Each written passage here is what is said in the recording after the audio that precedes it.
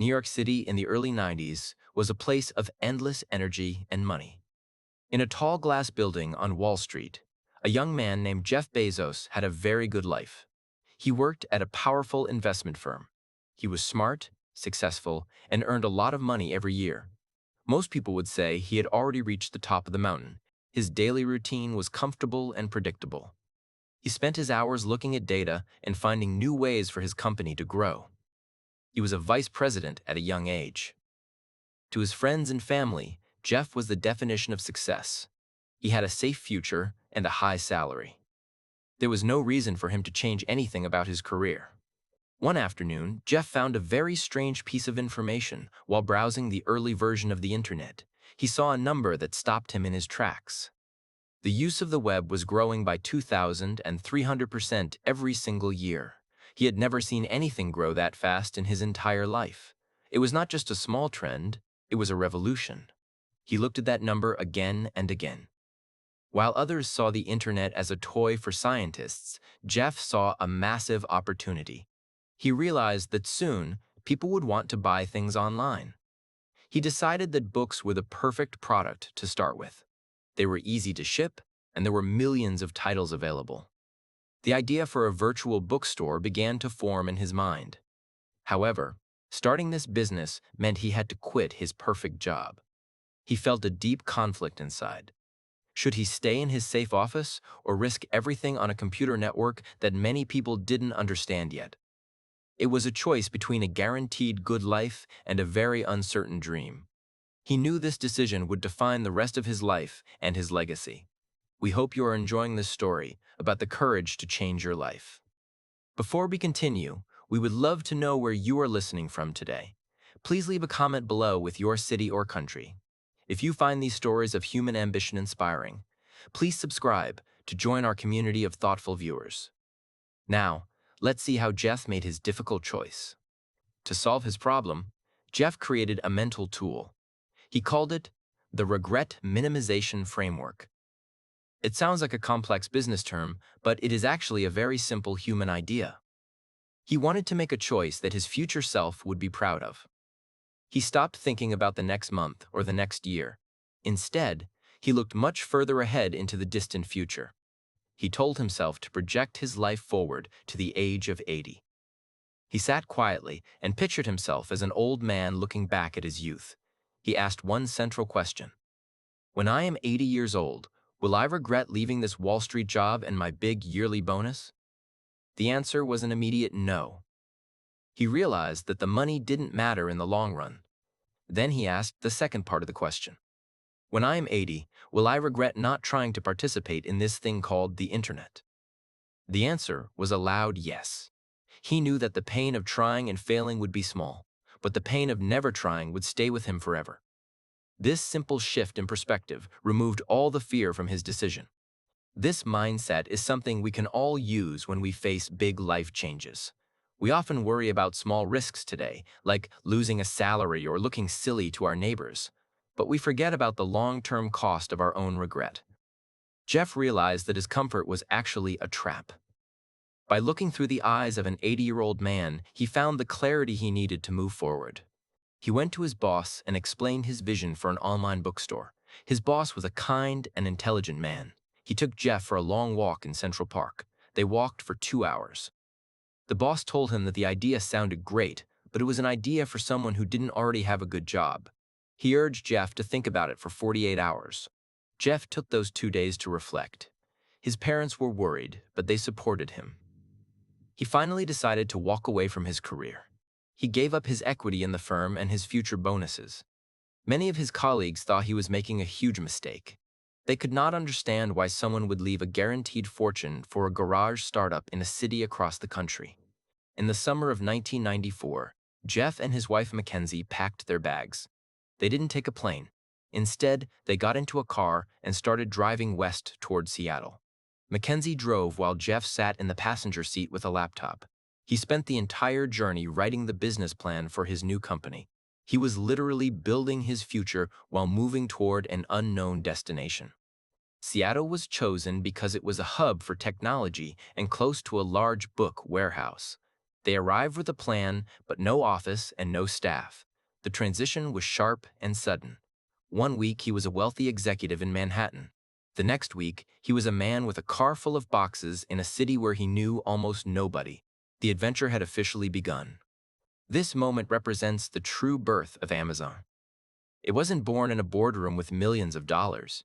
It was born in the heart of a man who was more afraid of regret than failure. As the mountains of the West appeared on the horizon, Jeff felt a sense of peace. He was no longer a spectator of the future. He was finally going to help build it himself. The first office for Amazon was not a modern building with glass walls. It was a small, cold garage in a quiet neighborhood. There were no fancy chairs or expensive decorations. The heat did not work very well, and the electrical wires were hanging from the ceiling. It was a humble place for a company that wanted to change the world. Jeff didn't mind the mess at all. Money was very tight in those early days. To save cash, Jeff went to a local store and bought several wooden doors. He didn't use them for doorways. Instead, he nailed legs onto the doors to turn them into desks. These door desks became a symbol of the company. They reminded everyone that every dollar should be spent on things that helped the customer, not on expensive furniture for the staff. The work was physical and exhausting. When the first orders started coming in, Jeff and his few employees had to pack the books themselves. They didn't have packing tables. They spent all night on their hands and knees on the hard concrete floor, wrapping books in brown paper. Their backs ached and their hands were sore. They worked until the sun came up just to finish the daily orders. One night, while they were struggling on the floor, Jeff looked at his employee and made a suggestion. He said they should buy some knee pads. The employee looked back at him and said that they didn't need knee pads, they needed packing tables. Jeff laughed and realized he was right. The next day, he bought the tables. This story shows how focused they were on the work. This period of struggle was essential for the company's DNA. It taught them to be lean and to solve problems quickly. In the garage, there was no ego. Everyone did everything. Jeff was the CEO, but he was also the delivery driver and the janitor. He understood that a great business is built from the ground up, one box at a time. The garage was their training ground. The website finally went live in 1995. They set up a small bell in the office that would ring every time someone made a purchase. In the beginning, the bell only rang a few times a day. Jeff and his team would cheer every time they heard that sound. It meant that a stranger somewhere in the world had trusted them enough to give them their credit card number. Very quickly, the bell started ringing so often that they had to turn it off. It was becoming a constant noise. Within the first 30 days, they had sold books to people in all 50 American states and 45 different countries. They were shocked by the speed of the growth. It turned out that people really did want to buy books from their computers at home. Even though they were growing, they kept things simple. Jeff was obsessed with the details. He read every customer complaint. He wanted to know why a book was late or why a box was damaged. He believed that if you make one customer unhappy, they won't tell 5 people. They will tell 5,000 people on the internet. His focus was always on the person buying the book. The company was more than just a bookstore to Jeff. He saw books as the entry point to a much bigger world. He realized that the same system used for books could work for music, clothes, and electronics. He was already thinking 10 steps ahead. While the world saw a successful bookstore, Jeff was already visualizing the everything store. He was building a massive foundation. This success brought a new kind of pressure. They needed more space and more people. They moved out of the garage and into a real office, but they took the door desks with them. Jeff wanted to keep that spirit of hard work alive. He didn't want his team to get comfortable just because they were making money. He knew that the real challenge was only beginning to arrive. During important meetings, Jeff would often do something very unusual. He would bring an extra chair into the room and leave it empty. He would tell his executives that the chair was the most important person in the room. He said that the empty chair represented the customer. The team had to imagine that the customer was sitting there, listening to their decisions and judging their choices. This wasn't a joke or a game. It was a serious philosophy. If a manager wanted to raise prices to make more profit, they had to look at the empty chair. Would the customer be happy with that? If a designer wanted to make the website look pretty but harder to use, they had to justify it to the empty chair. It forced the entire company to look outward. Most companies focus on their competitors. They spend their time watching what other businesses are doing. Jeff did the opposite. He told his staff not to worry about the competition. He told them to wake up every morning in a cold sweat, fearing the customer. He believed that competitors would never give them money, but customers would. Therefore, the customer was the only focus that mattered. This mindset created a culture of deep service. It wasn't about selling a product, it was about earning trust. Jeff knew that trust is very hard to earn, but very easy to lose. By putting the customer first, even before short-term profits, Amazon began to build a relationship with millions of people. This emotional bond became their greatest strength. It was the secret weapon that nobody else had yet. The year 2000 arrived with a sudden and violent change in the business world. For years, investors had been throwing money at any company that had. Amazon was hit extremely hard by this crash. In a very short time, the value of the company's stock dropped from over $100 to just $6. On paper, Jeff Bezos lost billions of dollars. The news media, which had once praised him as a genius, suddenly changed its tune. They began to write articles saying that Amazon was a failure and would soon disappear. Journalists began calling the company. Inside the company, the atmosphere was heavy with fear. Employees watched the stock price every day on their screens. They saw their own savings and their future shrinking. People were worried about their jobs and their families. It was a winter of doubt. It felt as if the bright dream of the 1990s was turning into a nightmare of bankruptcy and lost hopes for everyone involved. Jeff remained surprisingly calm during this chaos. While the world was screaming about the falling stock price, he was looking at different numbers. He looked at the number of customers, the number of items sold, and the efficiency of the warehouses. He saw that all the internal metrics were actually getting better. The business was growing stronger even though the stock price was going down. He trusted his data.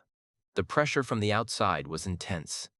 Big banks and financial experts warned that Amazon would run out of cash within a year. They urged Jeff to sell the company or close down the parts that weren't making money. They wanted him to retreat and play it safe. But Jeff knew that retreating was the surest way to die. He decided that the only way out was forward. He held a meeting with his staff to address the fear. He told them a very important lesson. He used a metaphor to explain his thinking. He said that a stock price is like a voting machine in the short term, but it is like a weighing scale in the long term. Right now, people were voting against them because they were afraid. But eventually, the market would weigh the actual value of the company. If they kept working hard, the weight of their success would eventually be recognized. This period required incredible resilience. Jeff had to lead people through a storm where the end was not visible. He didn't pretend that things were easy, but he refused to let the external noise change his internal strategy. He focused on making the customer experience even better during the crisis. He believed that if they were the last ones standing, they would win everything. To save money, he cut unnecessary costs, but refused to cut the things that made the customer happy. They became more efficient than ever before. This experience taught Jeff the difference between what is. He learned that the opinions of critics don't matter if your customers are still happy. Every day, more people were signing up for Amazon. Every day, they were shipping more boxes. This was the reality he chose to focus on. He ignored the headlines and the stock charts. He looked at the people using the website. They were the ones who held the keys to his survival. This is a powerful lesson for any adult facing a crisis. When everything seems to be falling apart, you must find the metrics that truly matter. Is your work good? Are you helping people? Are you improving your skills? If the answer is yes, then the external world's opinion is just noise. Jeff stayed the course because he knew his internal foundation was solid and healthy. Eventually, the storm began to pass. Amazon didn't run out of money. In fact, they turned their first profit in late 2001. It was only 1 penny per share, but it was a victory. It proved the critics wrong. By the time the economy recovered, many of Amazon's competitors were gone. They had panicked and failed. But Amazon was still there, leaner and stronger than before. Jeff had led his team through the fire. This survival gave them the confidence to take even bigger risks. They realized that if they could survive the dot-com crash, they could survive almost anything in the future. As the company grew, Jeff introduced a concept called. A major test of this mindset came when they decided to create the Kindle. At the time, Amazon was the world's largest seller of physical paper books. Making an electronic reader was a huge risk. If it was successful, it would destroy their own physical book business. Most companies are too afraid to do this. They want to protect what they already have and avoid any change. Jeff took a different approach. He called the head of the Kindle project into his office and gave him a very strange instruction. He said, he understood that change is inevitable. If Amazon didn't create a digital book reader, someone else would. He preferred to be the one to change the market, even if it hurt his current profits. This willingness to. The Kindle was a huge success, but not every risk turned out well. A few years later, Jeff decided to enter the smartphone market with the Fire Phone. They spent hundreds of millions of dollars and years of work on it. When it finally launched, it was a total disaster. Almost nobody bought it. The critics returned, laughing at Jeff for making such an expensive and obvious mistake.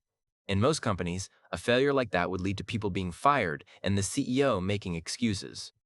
But Jeff's mindset was different. He told his shareholders that if they thought the Fire Phone was a big failure, they should wait and see the much bigger failures he was planning for the future. He viewed the loss as he argued that if you don't fail, you aren't trying enough new things. He wanted a culture where people were not afraid to try a big idea. The technology and the lessons they learned from the Fire Phone actually helped them create the Echo and Alexa later on. The failure was not a dead end, it was a bridge to a different success. It was simply part of the process. The most surprising expansion happened when Amazon began to look at its own computer systems. They had built a massive and powerful network to run their store. Jeff realized that other companies might want to use that same network for their own websites. This idea became Amazon Web Services, or AWS. It was a massive leap from selling books to selling computer power and storage. Many people were confused. Why was a bookstore trying to be a technology infrastructure company? It seemed like they were losing their focus. But Jeff saw the connection. He saw that Amazon's core strength wasn't just retail, it was the ability to manage complex systems. AWS started small, but it grew into the most profitable part of the entire company, powering much of the modern internet. Today, when you use an app or watch a streaming service, there is a good chance it is running on Amazon's computers. This transformation was only possible because Jeff refused to be defined by his past. He didn't want to be just a bookseller. He wanted to be a service provider for the world. He was always looking for the next way to serve the customer better. This architecture of growth requires a specific type of courage. It requires the courage to be misunderstood for long periods of time.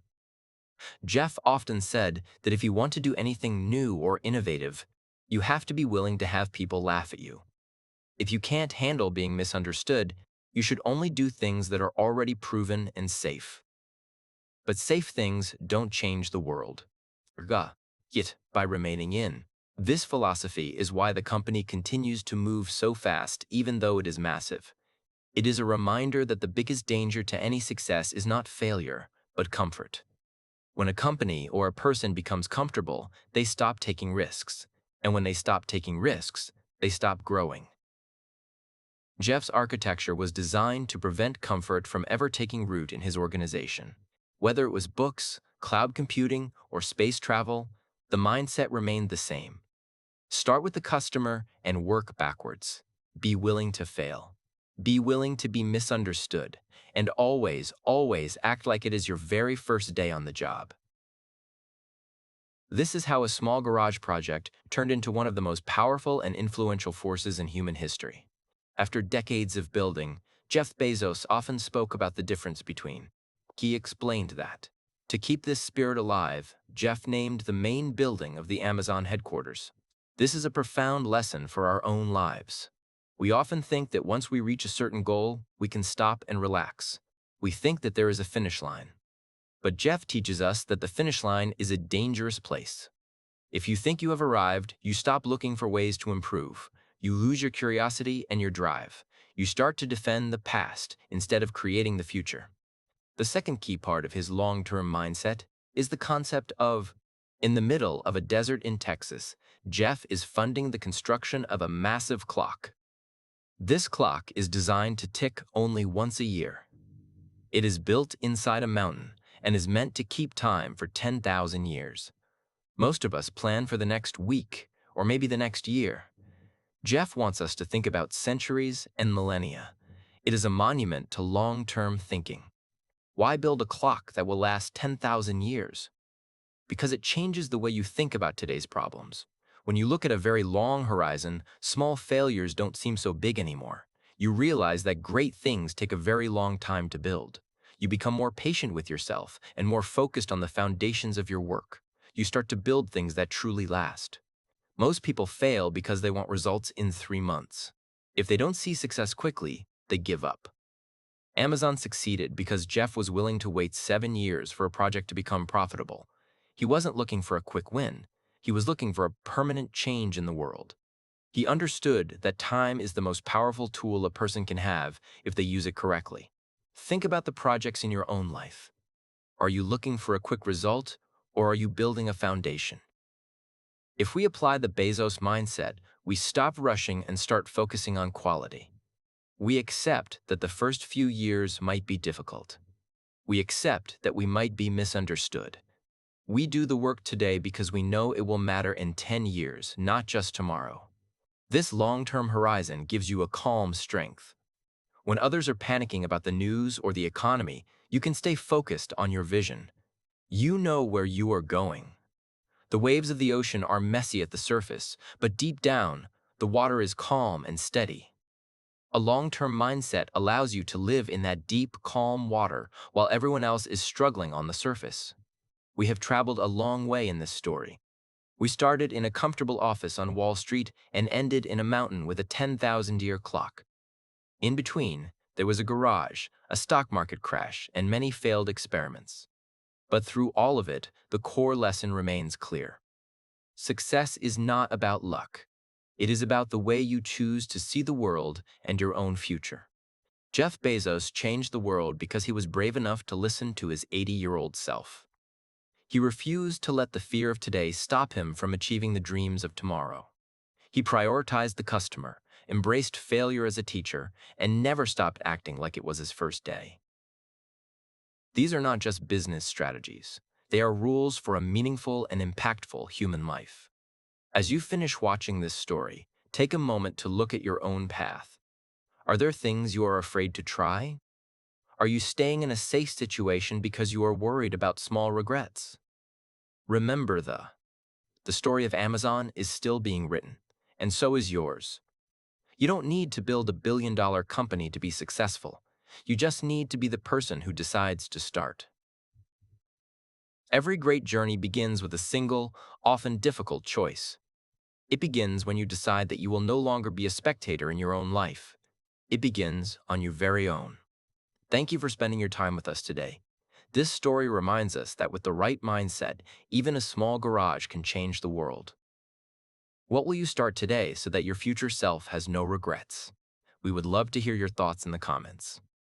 If you enjoyed this journey, please subscribe for more stories of human ambition. Until next time, keep looking forward.